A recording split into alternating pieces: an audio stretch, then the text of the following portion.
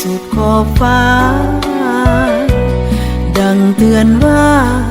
ให้เฮานั้นกับเคหาแล้วในหัวใจเหตุใด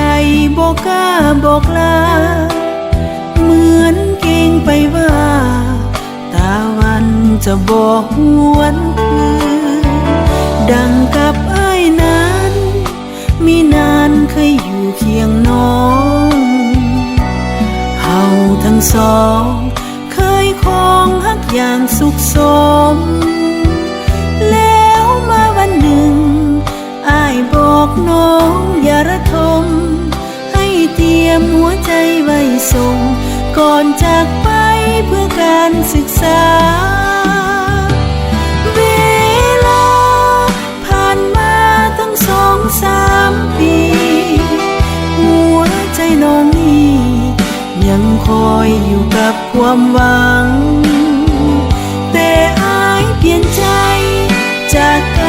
ใจเลยลืมหลังน้องต้องมานั่งอยู่คนเดียวเศร้าโศกเสียใจบ่อยากให้แสงตะวันลับจากขอบฟ้าอย่าให้นภานั้นมาพบกับความเหงาเหมือนตัวของเฮาที่คอยวันเจ้ากลับมาน้องเตรียมหัวใจไว้ท่าแต่อ้ายกลับมากับหญิงอื่น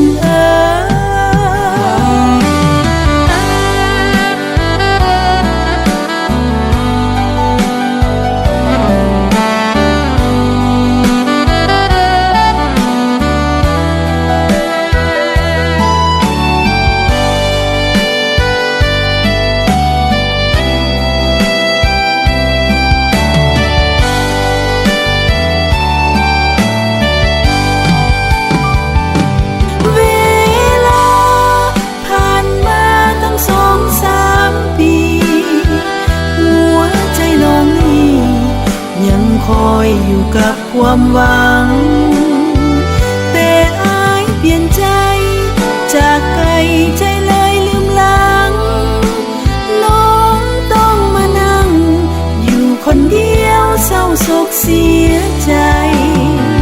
บ่อยากให้แสงตะวันลับจากขอบฟ้าอย่าให้นภา